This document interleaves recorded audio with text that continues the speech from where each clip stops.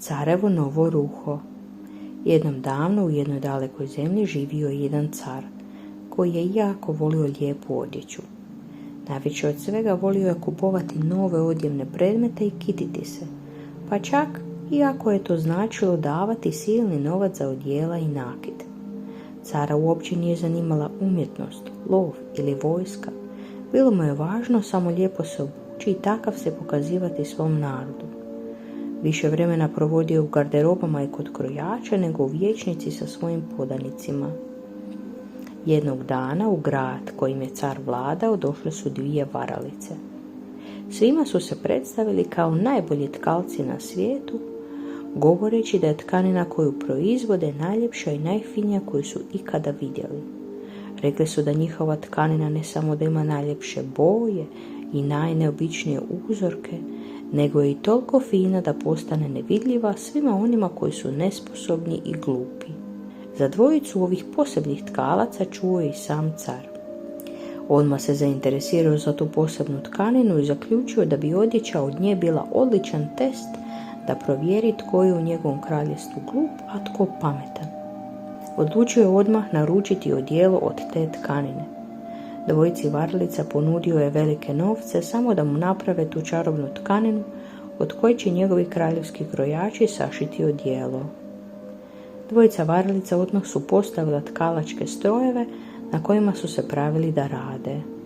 Od kraljevih podanika naručili su najfinije svile i najčišće zlato, tvrdeći da se od toga radi ta tkanina, a zapravo su ih sve trpali u svoje torbe i odnosili kući. Kralj je bio strašno nestrpljiv. Pitao se kako li će izgledati to njegovo posebno ruho. Malo mu je bilo žao što glupi ljudi neće moći vidjeti kako dobro izgleda. I bio je uvjeren da je on dovoljno pametan da vidi tu tkaninu.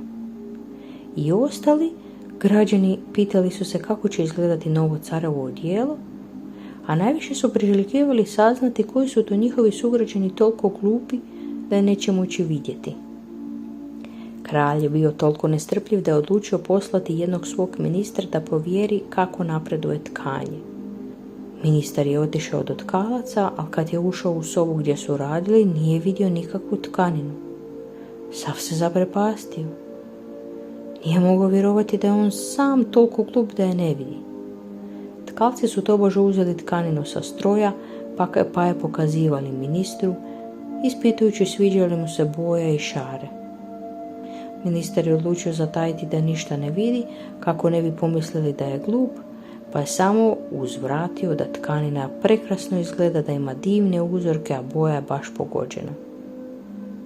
Varalicama je bilo drago, pa su nastavili upisivati izmišljene uzorke, a ministar je sve pomno slušao kako bi mogao prepričati caru. Car je bio zadovoljan kad je čuo da sve teče po planu, ali i dalje je bio nestrpljiv, pa je poslao drugog ministra da ispita koliko još do tkanina ne bude gotova. Ni drugi ministar ništa nije vidio kad je došao vidjeti tkaninu, ali ni on nije htio ispasti glup, pa se pretvarao da je vidi i caru prenio da sve teče po planu i da će uskoro biti gotova. Uskoro je cijeli grad brujao o prekrasnoj tkanini. Svi su bili uzbuđeni, jedva čekali je vidjeti je, a pogotovo jer će tako saznati tko je glup među njima, a tko ne. Čak ni kralj više nije mogao odoljeti, pa je odlučio i sam ići provjeriti kako izgleda tkanina od koje će mu sašiti novo odijelo. I tako je kralj sa svojom svitom otišao tkalcima, a kad su mu ovi pokazali tkaninu, ostao je zaprepašten. Nije mogao vidjeti. Kralj nije mogao vjerovati da je i sam toliko glup da ne vidi tu prekrasnu tkaninu o kojoj su mu pričali ministri. Bilo ga je sram pred svojom svitom i tkalcima, pa je i sam oduševljeno pohvalio tkaninu. Kako bi dokazao da misli ozbiljno, odlikovao je varalice i naredio da mu što prije od nje naprave odijelo. Cijelu noć varalice su se pretvarale da šiju odijelo od čarobne tkanine.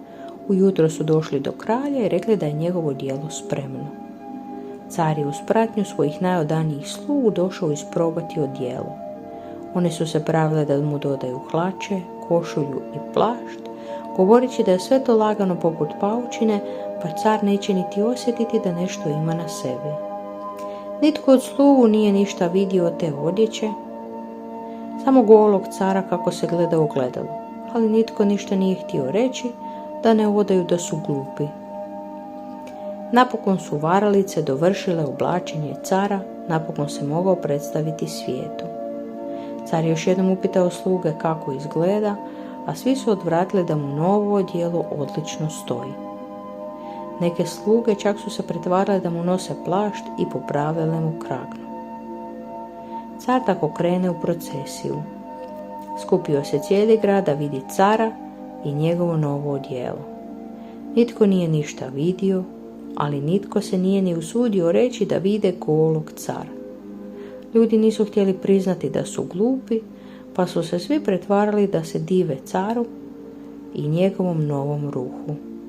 Uzdahe navodno oduševljene gomile prekinuo je jedan dječji glasić. Djetetu nije bilo jasno čemu se svi dive kad je car gol. Drugi ljudi čuli su dijete i njegovo nevino priznanje, pa su i sami počeli vjerovati da car nema nikakvog odijela na sebi. Gomila se počela meškoljiti i na kraju su svi vikali da je stvarno car gol, a car nije znao što bi. On se doista osjećao kao da je gol, ali ništa nije smio priznati, pa je nastavio ponosno koračati niz gomilu u svečanoj povorci. Čiča miča, gotova je priča.